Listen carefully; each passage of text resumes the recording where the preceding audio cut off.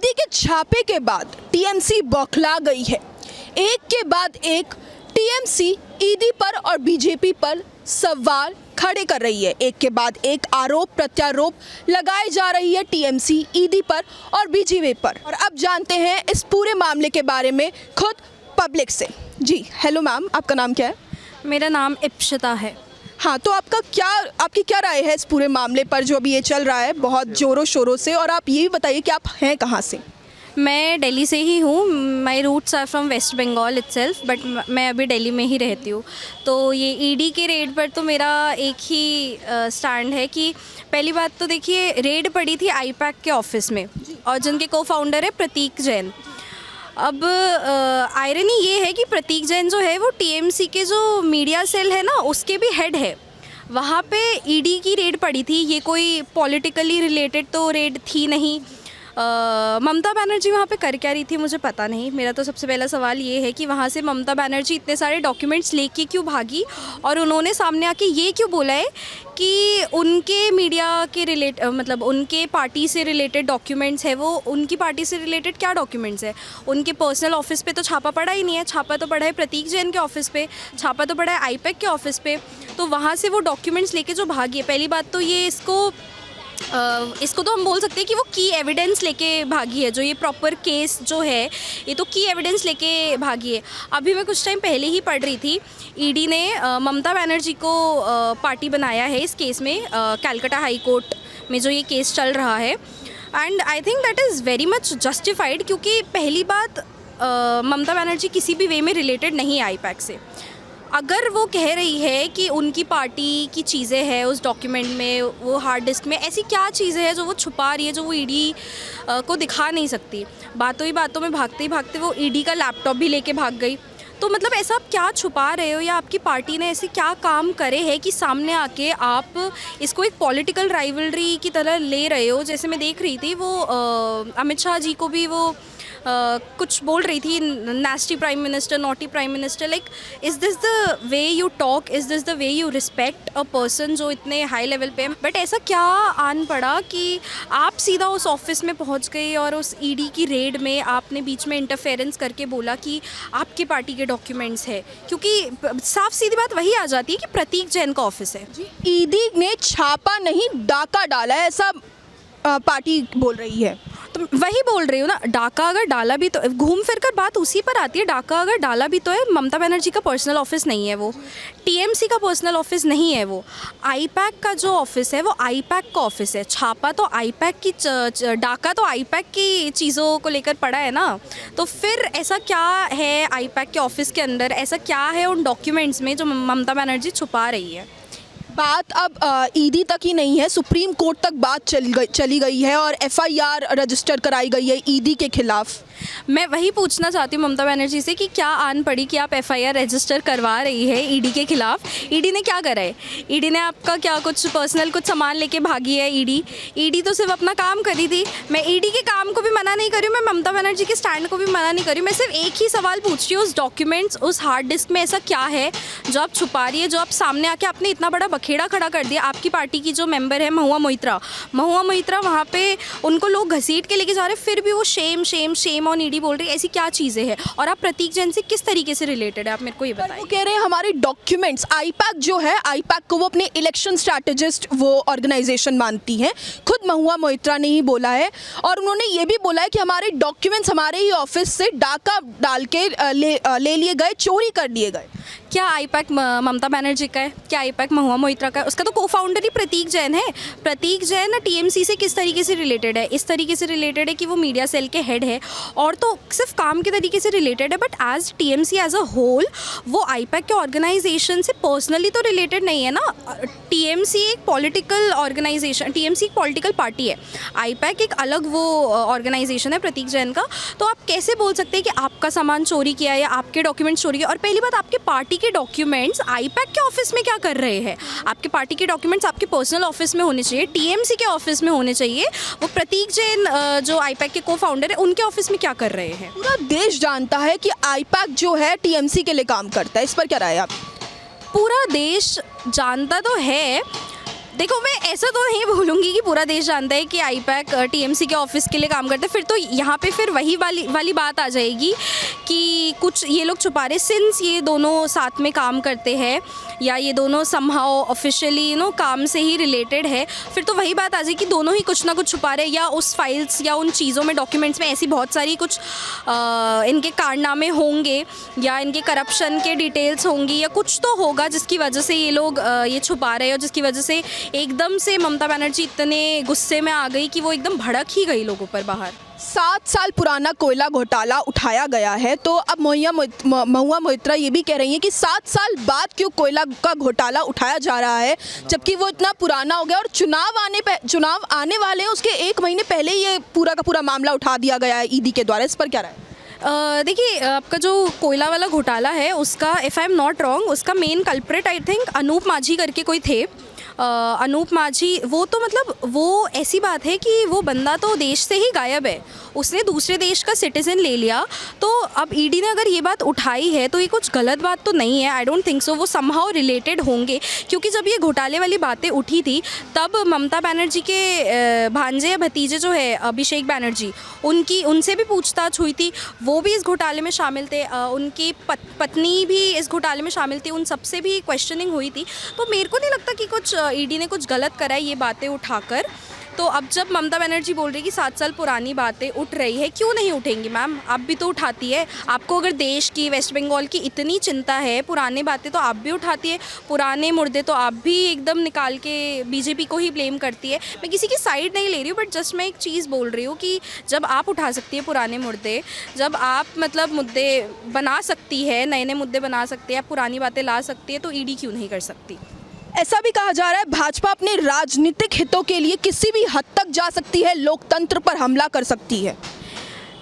भाजपा ये मैं इस पे क्या बोलूँ? आप देखिए, भाजपा एक हद, देखिए सभी पॉलिटिकल पार्टीज़ को अपने वोट बैंक से मतलब है, सारी ही एक हद तक जाएंगे। अब देखिए, मैं सही बताऊँ ना, इस पॉइंट पे देश के लिए ना उस पार्टी को चुनना चाहिए जो कुछ तो कर रहा है। मतलब सभी पार्टी बुरी है, मैं ऐसा नहीं बोल रही हूँ, सभी पार्टी में कुछ ना कुछ बुरा है, बट इस पॉइंट पे ऐसी पार्टी को चुनिए जो कुछ तो कर रही है, जो एटलीस्ट देश को बेच तो नहीं खा रहे। मेरा तो यही कहने का वो है कि एट दिस पॉइंट ना मैं भाजपा की साइड हूँ, ना मैं कांग्रेस की साइड हूँ, ना मैं आप की साइड हूँ, ना मैं टीएमसी की साइड हूँ। मेरे लिए सभी, इट्स लाइक कि political parties eight this point they just want कि उनका फ़ायदा हो देश के लिए। बट इस पॉइंट पे मैं वही बोलना चाहूँगी कि इस पॉइंट पे आप उस पार्टी को चुनिए जिससे थोड़ा बहुत देश आपका बच पाए, क्योंकि मुझे ऐसी उम्मीद लगती नहीं है पॉलिटिकल पार्टीज से कि वो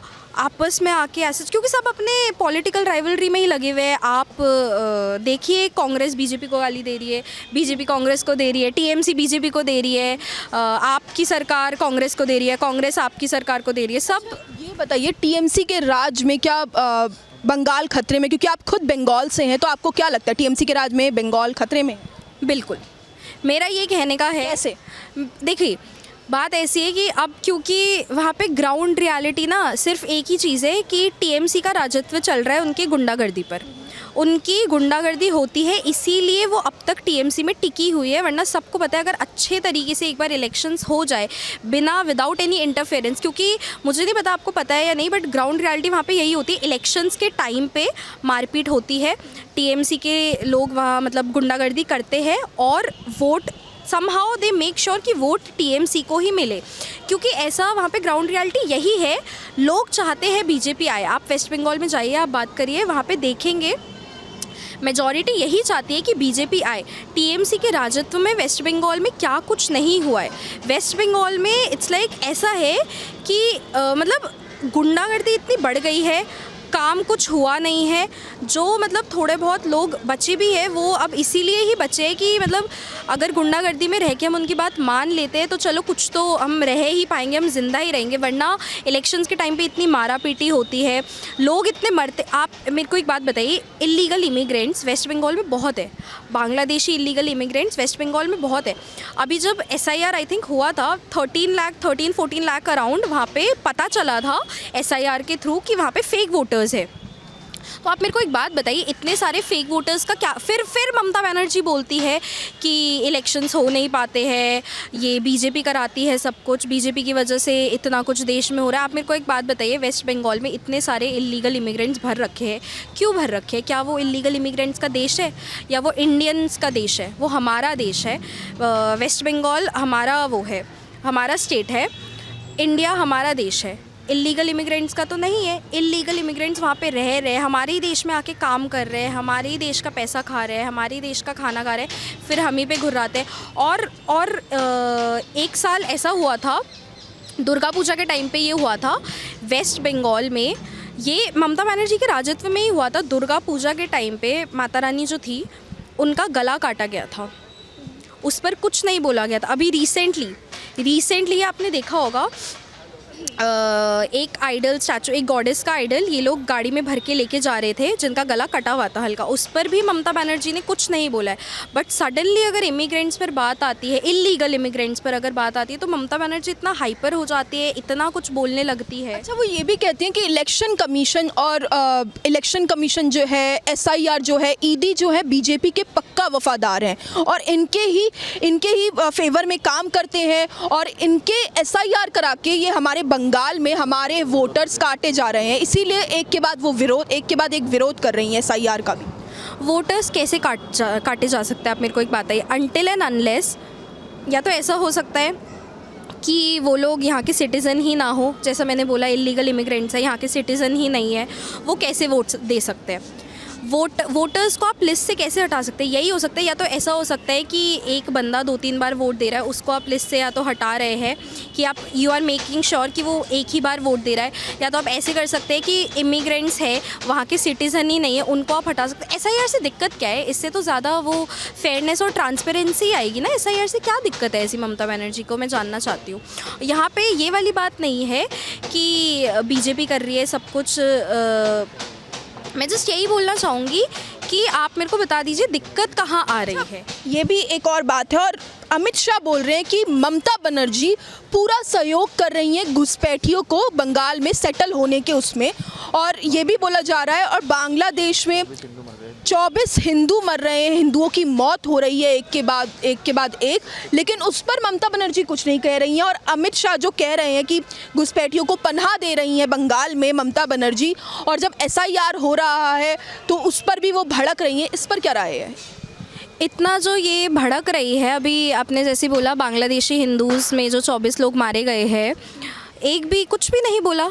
अभी रिसेंटली दीपू चंद्र दास की जो मौत हुई थी उस पर भी तो कुछ नहीं बोला गया। मतलब बंगाली एक मौत, हाँ, बंगाली हिंदुओं के नरसंहार पर तो ये कुछ नहीं बोलती, but suddenly when it's about minorities, illegal immigrants, suddenly इनके अंदर का वो देशभक्त जाग जाता है कि लोगों के साथ इतना बुरा हो रहा है। अरे आपके लोगों के साथ भी तो बुरा हो रहा है, आप वो क्यों नहीं देख रहे हो? आपके देश के सिटीजन्स के साथ इतना बुरा हो रहा है, उस पर आपने कुछ नहीं बोला। टेररिस्ट अटैक्स पर आप कुछ नहीं बोलते हो। बांग्लादेशी के इमिग्रेंट्स की आपको सडनली इतनी चिंता होने लग जाती है। मैं देखिए, ये जातिवाद की बात नहीं है या रिलीजन की बात नहीं है, बट इट्स अ फैक्ट कि suddenly when it's about Bangladeshi के इमिग्रेंट्स, इलीगल इमिग्रेंट्स, उन पर आप बोलती रहती है, बट आप अपने लोगों पर कभी कुछ क्यों नहीं बोलती है? ये भी नहीं बोलती है, और इनके साथ जो महुआ मोहित्रा जी रहती है वो भी कुछ नहीं बोलती है। तो ये सिलेक्टिव आपका क्यों रहता है? सिलेक्टिव आउटरीच क्यों रहता है कि अच्छा इस चीज़ पर मैं बोलूँगी, इस चीज़ पर नहीं बोलूँगी? हालांकि दोनों साइड ही आपका कुछ ना कुछ गलत जा रहा है, बट एक सिलेक्टिव आप देख लोगे जहाँ से आपका फ़ायदा है, जहाँ से आपको वोट बैंक मिलेगा, वहाँ आप देख लोगे कि वहाँ मैं बोलूँगी, बट दूसरे में मेरे को नहीं फंसना है। दीपू चंद्र दास पे तो नहीं बोला है, इनका आउटरीच तो बहुत सिलेक्टिव रहता है। तो यही मैं बोलना चाहूँगी, क्यों नहीं आप आके खुल के क्यों नहीं बोल पाती है? जो इतना आप फालतू चीज़ों पर इतनी बोल देती है, अपने खुद के फ़ायदे पर इतना बोल देती है, बट एक्चुअल जो जिस पर बोलना चाहिए उस पर आप कभी कुछ क्यों नहीं? अच्छा, बांग्लादेशियों के लिए बड़ी सिंपैथी है, पर बंगाल में जो हिंदुओं के साथ हो रहा है उस पर कोई सिंपैथी नहीं है। मेरे को तो देख के लगता ही नहीं है कि बंगाल में जो हो रहा है, बंगालियों पर जो नरसंहार होता है, उन पर तो मैंने कभी इनको कुछ बोलते हुए नहीं देखा है।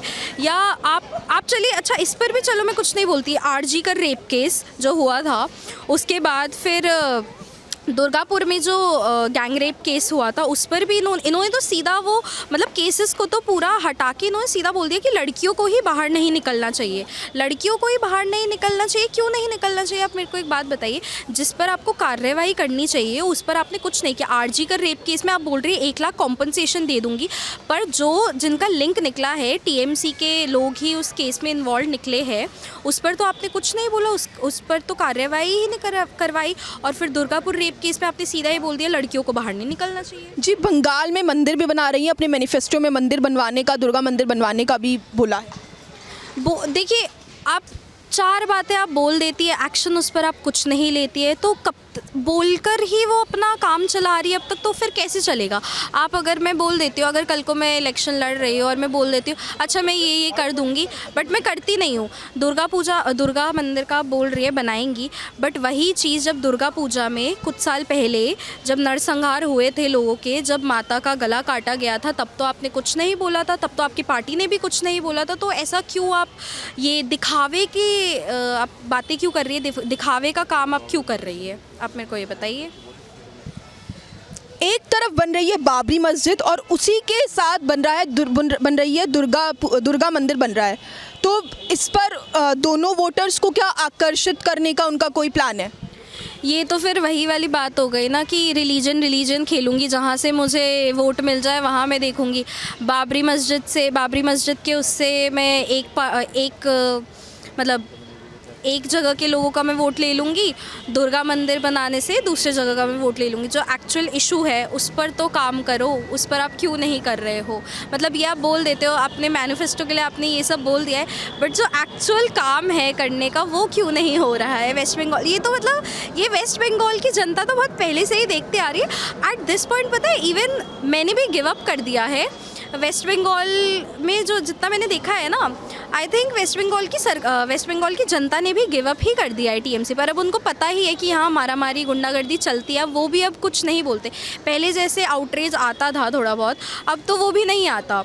एंड आई थिंक इस बार अगर वेस्ट बंगाल में अगली बार जो सरकार आए, it should not be TMC, कोई भी सरकार है। वैसे तो मेरा मन है कि बीजेपी आए, क्योंकि एट दिस पॉइंट मतलब BJP is somehow much better than other political parties, even though उनके ऊपर भी बहुत सारी चीज़ें चल रही है, BJP पर भी बहुत सारी चीज़ें चल रही है एज अ पॉलिटिकल पार्टी, उनके भी कारनामे चल रहे हैं। But at this point West Bengal में एक नए पॉलिटिकल पार्टी की बेहद ज़्यादा ज़रूरत है। अच्छा, आप यूथ हैं, आप स्टूडेंट हैं और आप एक विमेन हैं और आप बंगाल से भी आपकी रूट्स कनेक्टेड हैं, तो आप क्या ममता बनर्जी को राय देना चाहेंगी कि उनको क्या करना चाहिए, और बंगाल में आप क्या डेवलपमेंट आगे के टाइम पे देखना चाहती हैं और गवर्नमेंट को बताना चाहती है कि वो डेवलपमेंट आए ही आए? मैं जस्ट ममता बनर्जी को तो as a women to women मैं यही बोलना चाहूँगी, stop humiliating yourself, stop embarrassing yourself. You're a women, आप खुद एक महिला है। आप सोच कर देखिए इतने सालों में लोगों पर क्या बीती है, महिलाओं पर क्या बीती है। आप खुद एक महिला है। एंड बंगालियों को बदनाम करना बंद करिए प्लीज़। आई स्वेयर सब बंगाली ममता बनर्जी की तरह नहीं होते हैं। We are better than that, मैं यही बोलना चाहूँगी। और डेवलपमेंट के नाम पे पता है वेस्ट बंगाल एक, अब ऐसा नहीं है कि मैं बंगाली हूँ इसलिए बोल रही हूँ, वेस्ट बंगाल एक बहुत बहुत अच्छी जगह है, थी भी, बट अभी तो आप देख रही है it's a very good place to be in.